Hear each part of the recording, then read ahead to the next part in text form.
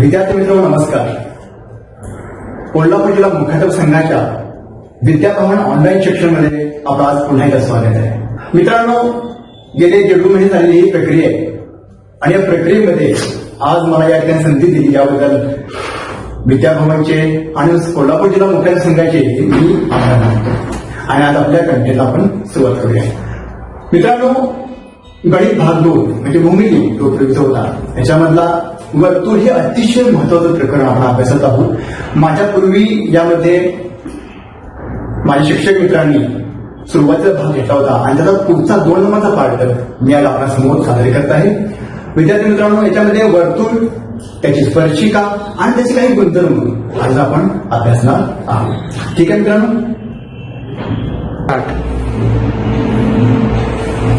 चला मित्रांनो, वृत्तछेदिका आणि स्पर्शिका त्याला इंग्रजीमध्ये आपण सेकंड आणि टँजंट म्हणतो. थोडक्यात त्याची पार्श्वभूमी काय आहे आपण या ठिकाणी पाहूया. वृत्तछेदिका, आपल्यासमोर एक वर्तुळ आहे ज्याचा केंद्रबिंदू आहे A. This is circle with point A in the center आणि रेषा यम या ठिकाणी आहे जी वर्तुळाला 2 भिन्न बिंदूमध्ये छेदून जाते. पहा, बिंदू क्यू आणि बिंदू आर मध्ये छेदते. पहा पुन्हा एकदा बघा, रेषा यम वर्तुळाला बिंदू क्यू आणि बिंदू आर या 2 बिंदूमध्ये छेदून जाते. अशा वेळी या रेषा यम ला वृत्तछेदिका म्हणजे सेकंड असं म्हणतात. बघा, रेषा यम वर्तुळ यांना बिंदू क्यू आणि बिंदू आर हे 2 बिंदू सामायिक आहेत. या ठिकाणी बघा, हे जे छेदन बिंदू आहे बिंदू क्यू आणि बिंदू आर हे 2 बिंदू वर्तुळ आणि रेषा यम यांना सामायिक आहे. म्हणजे वृत्तछेदिका हे 2 बिंदू वर्तुळ आणि वृत्तछेदिका यांच्यामध्ये सामायिक असतात. हे अतिशय महत्वाचा गुणधर्म लक्षात ठेवा. पहा, रेषा यम ही वृत्तछेदिका आहे म्हणजे सेकंड आहे. आता आपण वळूया टँजंट म्हणजेच स्पर्शिका म्हणजे काय हे पाहूया. बघा मित्रांनो, इथं बी हा वर्तुळाचा केंद्रबिंदू आहे आणि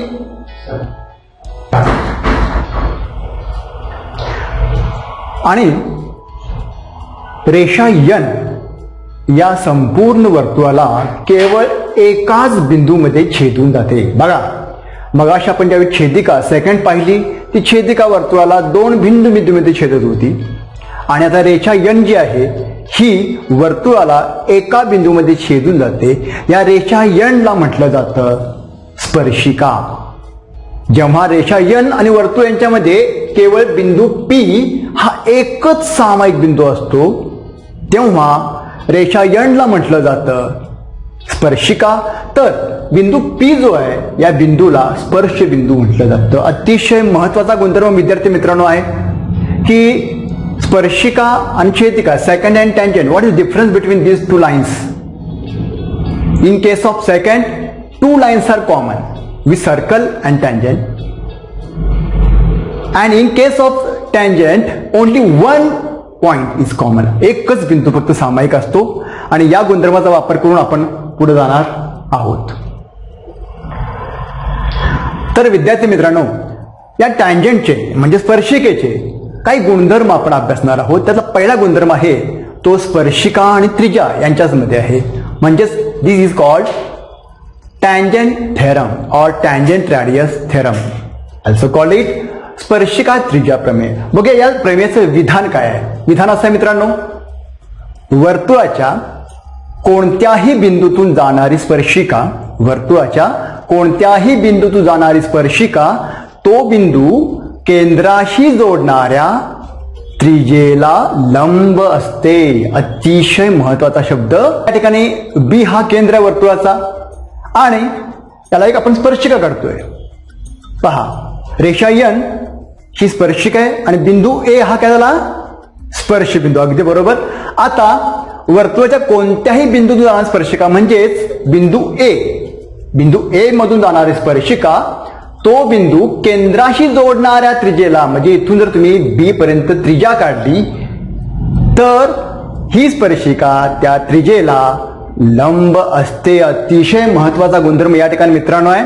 रेषा यन लंब त्रिज्या बी ए, लाईन यन which is the tangent n is always perpendicular to radius BA at point of contact A.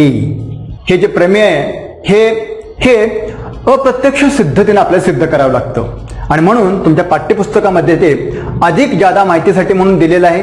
तुम्ही ते अवश्य वाचा आणि तुम्ही त्याची माहिती घ्या. आपण याच्या व्याख्याकडे वळूया मित्रांनो. या प्रमेयाचा व्यात्यास, आता तुम्हाला व्यात्यास म्हणजे काय जादा सांगायची गरज नाहीये.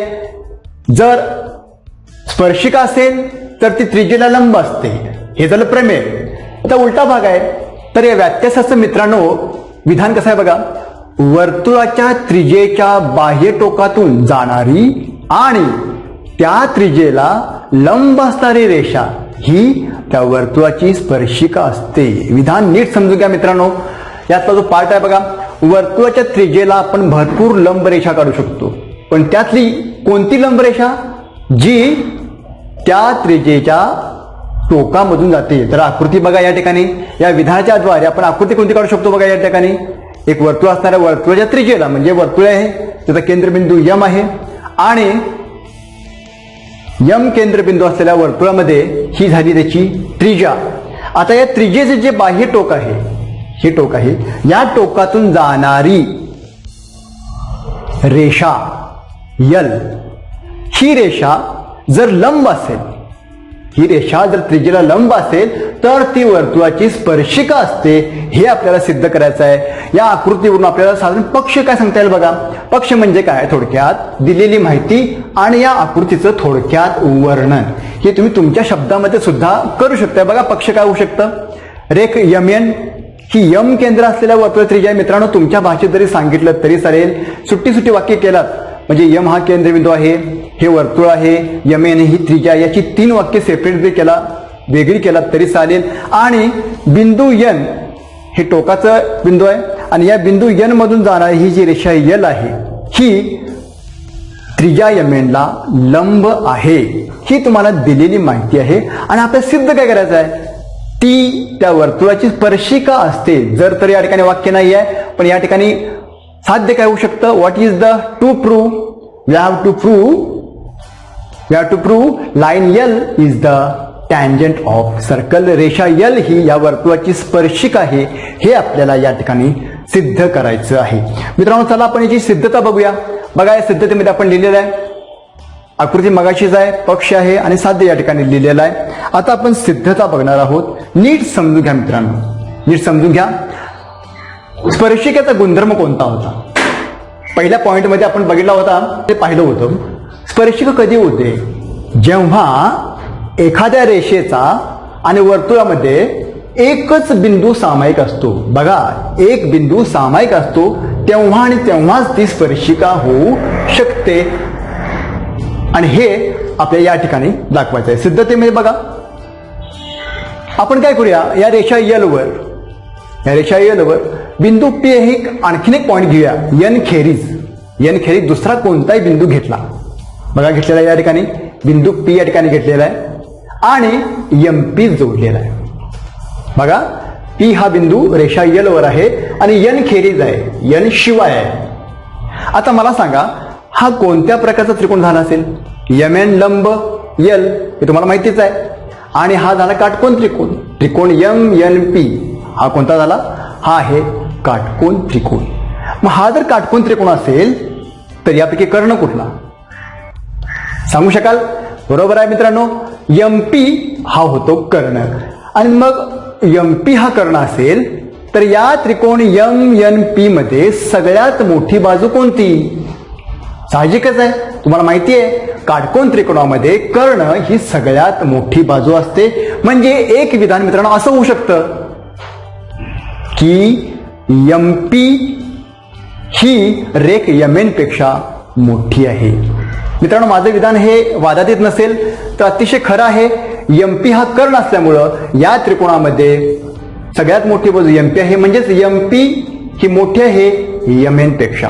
आणि असं जर असेल, जर एम पी मोठी असेल आणि यमएन जर त्रिज्या असेल तर पी हा बिंदू नक्कीच वर्तुळावर असणं शक्य नाही आहे, कारण यमेन ही त्रिज्या आहे. त्रिज्येपेक्षा जास्त लांबीची रेषा जर काढली तर तो टोकाचा बिंदू नेहमीच वर्तुळाच्या बाह्य भागामध्ये असणार आहे. याचा अभ्यास आपण 8वी मध्ये आणि 9वी मध्ये दोन्ही वर्गामध्ये केलेला आहे. आणि जर असं असेल तर तुम्ही बिंदू P मग उजव्या बाजूला घ्या नाहीतर डाव्या बाजूला घ्या, रेषा यल वर कुठेही घ्या, बिंदू P कुठेही घ्या, MP हा कर्णच असणार आहे आणि तो नेहमीच MN पेक्षा मोठा असणार आहे. याचा अर्थ असा होतो यल वरचा कोणताही बिंदू तुम्ही घेतलात N खेरीज, रेषा यल वरचा बिंदू N शिवाय कोणताही बिंदू घेतलात तर तो बिंदू नेहमीच वर्तुळाच्या बाहेर असेल. आणि याचा अर्थ असा होतो मित्रांनो की बिंदू N हा एकमेव बिंदू असा आहे, बिंदू N हा एकमेव बिंदू असा आहे की जो रेषा यल वर सुद्धा आहे आणि वर्तुळावर सुद्धा आहे. बघा मित्रांनो, पहिल्या पॉइंटमध्ये आपण पाहिलं होतं स्पर्शिकेचा गुणधर्म पाहिला होता की स्पर्शिकेमध्ये आणि वर्तुळामध्ये एकच बिंदू सामायिक असतो. या ठिकाणी बघा रेषा यल आणि वर्तुळामध्ये बिंदू N हा एकच सामायिक बिंदू आहे. याचा अर्थ असाच होतो की रेषा यल ही वर्तुळाला एकाच बिंदू छेदते, म्हणजेच रेषा यल ही त्या वर्तुळाची स्पर्शिका आहे. मित्रांनो, अतिशय महत्वाचा व्यत्यास आहे हा. तुमच्या पुस्तकामध्ये असेल तो नीट वाचा, समजून घेण्याचा प्रयत्न करा. एकाला 2 वेळा वाचा, 3 वेळा वाचा आणि मग नीट व्यत्यास समजून घ्या. एखादी रेषा जेव्हा लंब असते टोकामधून जाणारी व त्रिज्येच्या तर ती त्या वर्तुळाची स्पर्शिका असते. हे या ठिकाणी आपण सिद्ध केलेलं आहे. तर मित्रांनो, तुमच्या लक्षात आलं असेल स्पर्शिका आणि त्रिज्या यांच्यामध्ये कोणते गुणधर्म आहेत, म्हणजे लक्षात आलं असेल. अतिशय महत्वाचा पॉइंट आहे सर विद्यार्थी मित्रांनो, लक्षात ठेवा. वर्तुळ हे अतिशय महत्वाचं प्रकरण आहे. तुम्हाला जर पैकीच्या पैकी मार्क्स मिळाले असतील तर हे जे पायाभूत नॉलेज आहे, हे बेसिक नॉलेज आहे ना, ते नीट समजून घ्या. कारण या सगळ्या गुणधर्मावर आधारितच तुम्हाला मोठे मोठे प्रश्न पुढे सिद्ध करायचे आहेत, सोडवायचे आहेत. या ठिकाणी आपण 2 गुणधर्म अभ्यासले, स्पर्शिका आणि त्रिज्या यांच्यामध्ये लंबता असते आणि या प्रमेयाचा व्यात्यास सुद्धा आपण या ठिकाणी सिद्ध केलेला आहे. आता या स्पर्शिकेचा पुढचा गुणधर्म आपण या ठिकाणी पाहूया पुढे. मित्रांनो पहा, आपल्या स्क्रीनवर दिसतंय वर्तुळाच्या बाह्य भागातील D या बिंदूतून जाणाऱ्या किती स्पर्शिका असतील. बघा तुमचं मत काय ते बघा. वर्तुळाच्या बाह्य भागातील बिंदूमधून या बघा A हा वर्तुळाचा केंद्रबिंदू आहे, बिंदू D आहे वर्तुळाच्या बाह्य भागात आहे. तर या D बिंदूतून वर्तुळाला किती स्पर्शिका काढता येतील, तुमचा काय अंदाज आहे. बघा या ठिकाणी D मधून जाणारी आणि P हा स्पर्शबिंदू असणारी एक स्पर्शिका आहे आणि दुसरी स्पर्शिका बघा अगदी बरोबर आहे, D मधून जाणारी आणि Q हा स्पर्शबिंदू असणारी वर्तुळाच्या बाह्य भागातून वर्तुळाला 2 स्पर्शिका काढता येतात. आता या जर स्पर्शिका असतील तर रेख PD याला म्हणतात स्पर्शिका खंड. जसं रेषेचा रेषाखंड असतो तसं स्पर्शिकेचा स्पर्शिका खंड PD, रेख PD हा स्पर्शिका खंड आहे, रेख QD हा सुद्धा स्पर्शिका खंड आहे. रेख DP आणि रेख DQ यांना म्हणतात स्पर्शिका खंड. आता पुढचा आपण जे प्रमेय अभ्यासणार आहोत ते आहे स्पर्शिका खंडाचं प्रमेय. म्हणजे स्पर्शिका खंड DP आणि स्पर्शिका खंड DQ यांच्यामध्ये एक विशिष्ट नातं आहे आणि हे नातं दर्शवणाराच पुढचं प्रमेय आहे. पाहूया मित्रांनो आपण ते प्रमेय. स्पर्शिका खंडाचं प्रमेय या नावाने ते ओळखलं जातं.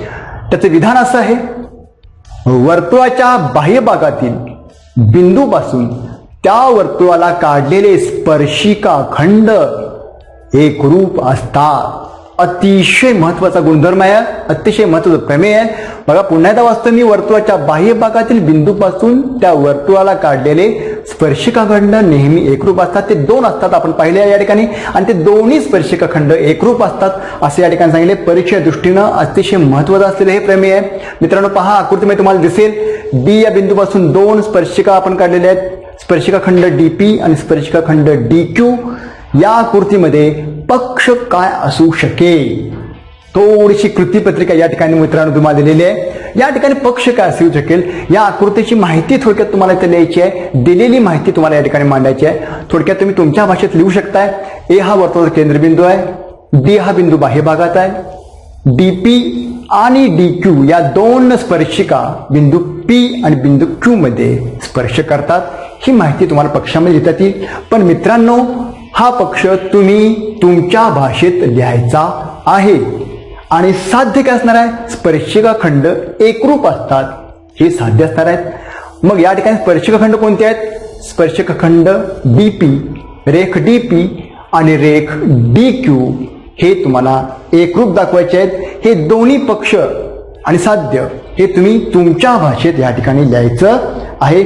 आपण मित्रांनो थेट याची सिद्धता पाहूया. बघा, एक जुना गुणधर्म आहे आपल्याकडं. जेव्हा दोन बाजू दोन रेषाखंड तुम्हाला एकरूप दाखवायचे असतात तेव्हा साहजिकच आपण अशी रचना करायची असते की जेणेकरून ते दोन बाजू किंवा त्या दोन बाजू किंवा ते दोन रेषाखंड दोन वेगवेगळ्या त्रिकोणामध्ये त्याचा समावेश झाला पाहिजे.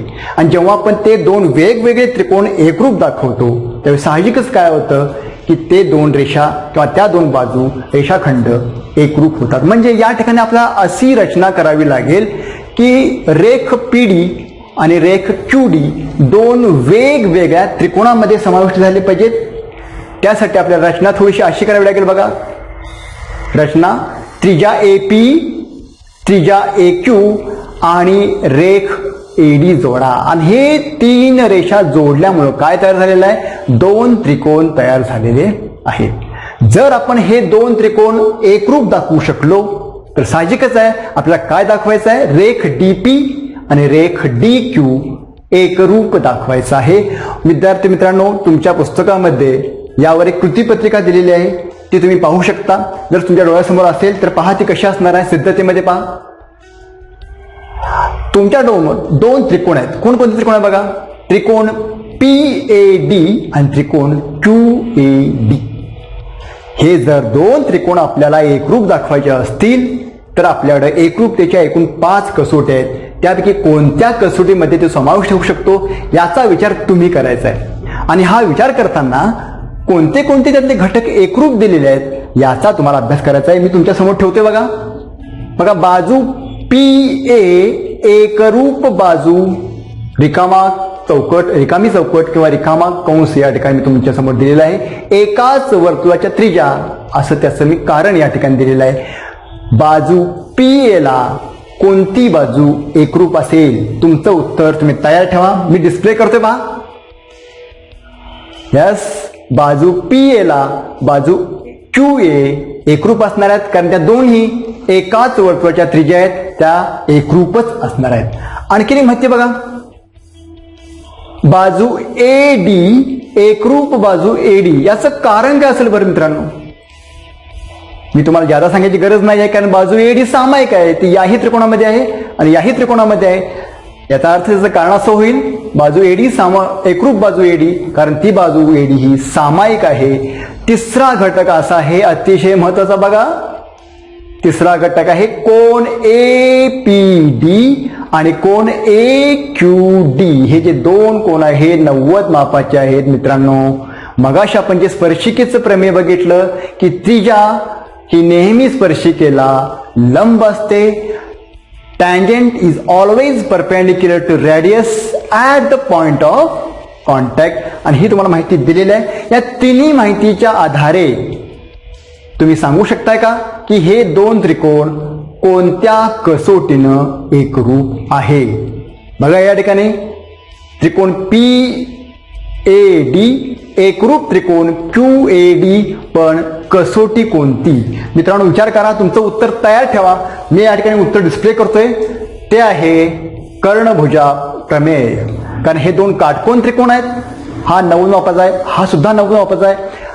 AD जी सामायिक भुजा आहे ती कर्ण आहे आणि कर्णाव्यतिरिक्त AP आणि AQ या दोन बाजू एकरूप आहेत. म्हणून हे दोन त्रिकोण कर्णभुजा कसोटीने एकरूप होतात. आणि हे जर दोन त्रिकोण एकरूप असतील तर साहजिकच बाजू DP म्हणजे जो आपला स्पर्शिका खंड आहे आणि बाजू DQ जो आपला दुसरा स्पर्शिका खंड आहे हे सुद्धा एकरूप असतील. याचं कारण आहे एकरूप त्रिकोणांच्या संगत भुजा. मित्रांनो, नीट अभ्यासा. तुमच्या पुस्तकामध्ये ही ऍक्टिव्हिटी किंवा कृतीपत्रिका तुम्हाला दिलेली आहे, ती तुमच्या भाषेत सोडून काढण्याचा प्रयत्न करा, कारण हे अतिशय महत्त्वाचं प्रमेय आहे. परीक्षेच्या दृष्टीने म्हणा किंवा पुढच्या टॉपिकच्या दृष्टीनं अतिशय महत्त्वाचा प्रकरण आहे. ठीक आहे मित्रांनो, आपण पुढे वळूया. काही सोडवलेली उदाहरणं आपण पाहूया. या तिन्ही गुणधर्मांचा वापर करून, या तिन्ही प्रॉपर्टीचा वापर करून आपण काही उदाहरणं सोडवू शकतो. त्याच्यामध्ये बघा, एक उदाहरण समोर आहे. दिलेल्या आकृतीत केंद्र डी असलेले वर्तुळ कोण ACB या बाजूच्या बाजूंना बिंदू A आणि बिंदू B मध्ये स्पर्शिक करते. म्हणजे अधिकच थोडक्यात काय आहे, CA आणि CB हे दोन स्पर्शिका खंड आहेत. जर कोण ACB हा कोण ACB बरोबर 52 अंश, measure of angle ACB is 52 degree, then we have to find out angle ADB. हा जो कोण आहे हा तुम्हाला शोधायचा आहे. आणि 1 किंवा 2 मार्काला येणार हा प्रश्न मित्रांनो आहे. या ठिकाणी आपल्याला काय शोधायचं आहे, कोण ADBचं माप शोधायचं आहे. तर विचार करा विद्यार्थी मित्रांनो, याच्यामध्ये हा कोण आपल्याला 52 मापाचा आहे. आणखीन कुठला, समजा आपण या चौकोनाचा विचार केला, चौकोन ACBDचा विचार केला, तर हा चौकोन आहे. तुम्हाला माहिती आहे चौकोनाच्या 4 कोणांची बेरीज नेहमी 360 अंश असते. त्यातला एक माप आपल्याला दिलेला आहे आणि एक माप विचारलेला आहे. उर्वरित 2 कोणांचं काय, तुम्हाला काय सांगता येईल का? बघा मित्रांनो, याची उकल कशी आहे बघा. चौकोनाच्या 4ही कोणाच्या मापांची बेरीज 360 असते. हा चौकोन आहे.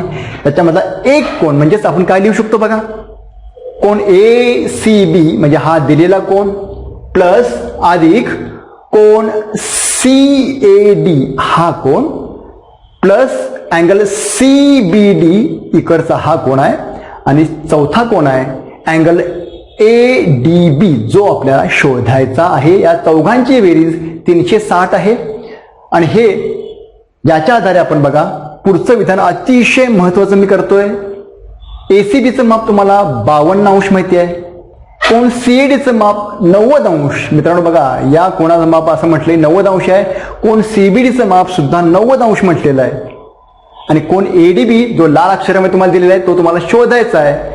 मला सांगा हे का, या कोणाचं माप 90 आणि या कोणाचं माप 90 असं का?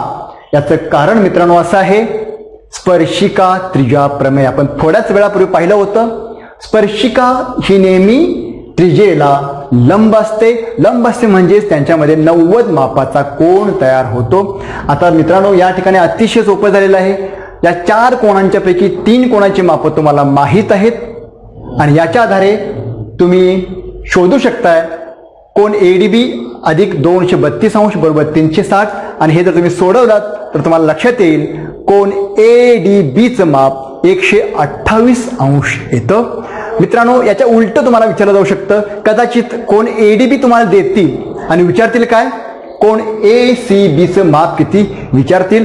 असाही प्रश्न येऊ शकतो. 1 किंवा 2 मार्काला हा प्रश्न येऊ शकतो. अतिशय व्यवस्थित याची तयारी करा. अशा प्रकारची काही आणखी उदाहरणं तुमच्या पुस्तकामध्ये आहेत, सरावासाठी उपलब्ध आहेत. त्यांचा अभ्यास करा, त्यांचा सराव करा. म्हणजे तुम्हाला या प्रकारची उदाहरणं सोडवणं अतिशय सोपं होऊन जाईल. बघा मित्रांनो, आपण या ठिकाणी आज 3 गुणधर्म शिकलो. पहिल्यांदा शिकलो स्पर्शिका त्रिज्या प्रमेय, म्हणजेच वर्तुळाच्या कोणत्याही बिंदूतून जाणारी स्पर्शिका तो बिंदू केंद्राशी जोडणाऱ्या त्रिज्येला नेहमीच लंब असते.